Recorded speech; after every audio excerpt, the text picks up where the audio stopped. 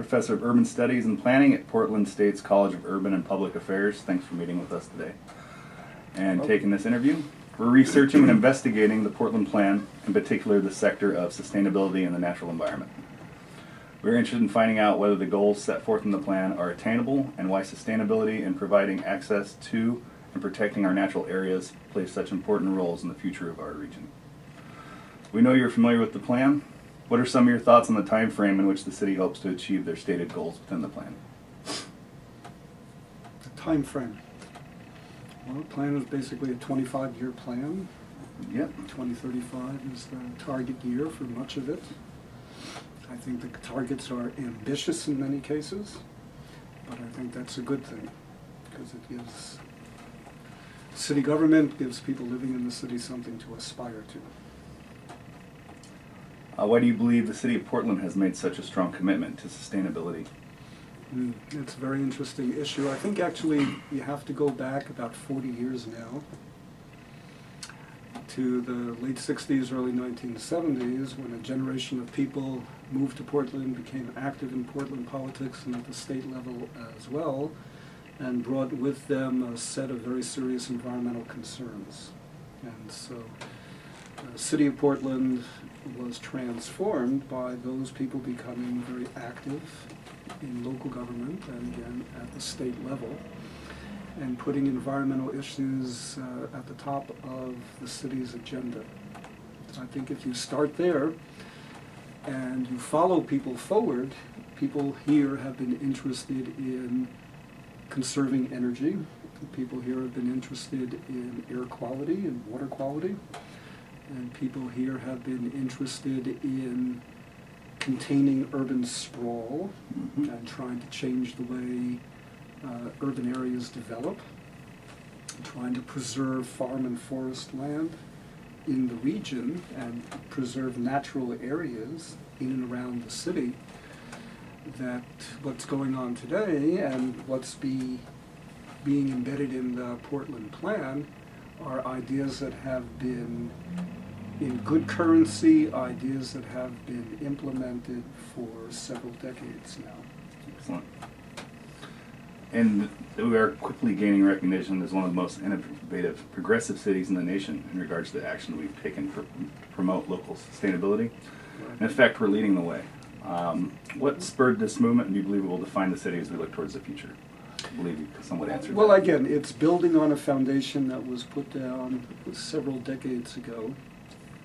And it builds on a foundation of civic activism. I think it's very important that there have been many non-profit organizations, many government agencies, as well as several business firms, sectors of industry that have been interested in environmental concerns, sustainability for some time. So there's a great deal here to form a foundation for the city's innovative efforts, and also it's important to keep in mind that the state of Oregon, with its statewide land use planning system, directs all local governments in the state, including Portland, to pay attention to a set of sustainability-related objectives.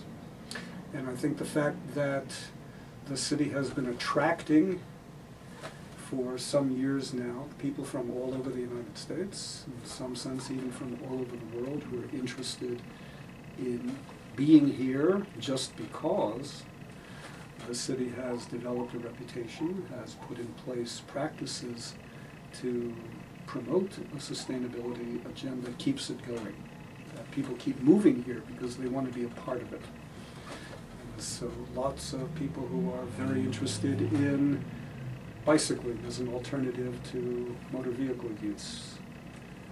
People who want to be farmers, farmers markets, connections between the food sector and the local farming community. People who are interested in green business, in eco-routes, all those sorts of things are being transformed into jobs and firms, and as they are successful, they attract more people who are interested in those sorts of things. So I think once things are set in motion, and there's support for them from a variety of levels of government, Portland's been able to build on that foundation and keep going. Alright. Some of the goals and objectives of the Portland Plan coincide directly with the goals set forth in the Central City Plan for 2035. Do these two entities collaborate to achieve their common goals? And on a side note, I had a guest speaker in my environmental science class, Laura Hennings, senior natural resource scientist who works for Metro's Natural Areas program, and she spoke about all the efforts they do, which not directly, but indirectly, any advances they can come up with to progress some of these ideas and achieve the Metro goals. does. Yeah. That they share some of their work and vice versa.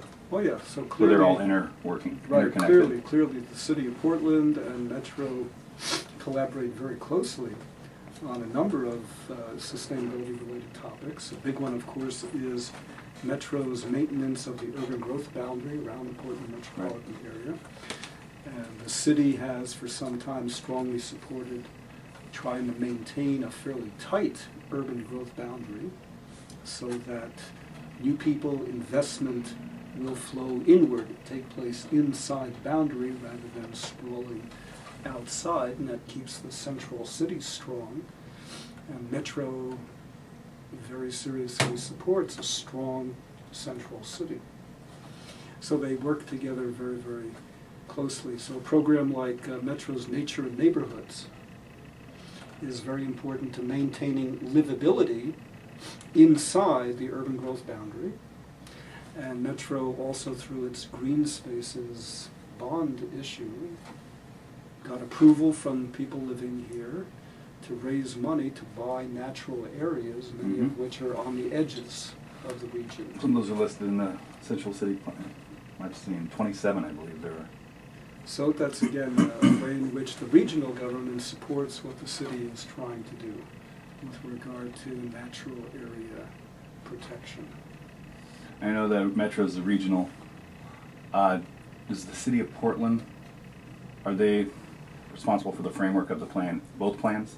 The Portland Plan and the Central City Plan for 2035? The city of Portland is responsible for both of those. So you can take the Central City Plan as a subset of the Portland Plan.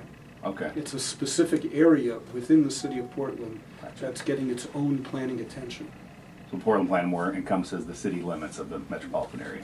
Portland Plan encompasses all of the city of Portland. Not as far as Gresham or? No, because that's a separate city. Right. So that both falls under Portland Metro's and jurisdiction? Gresham are within Metro's jurisdiction. Okay.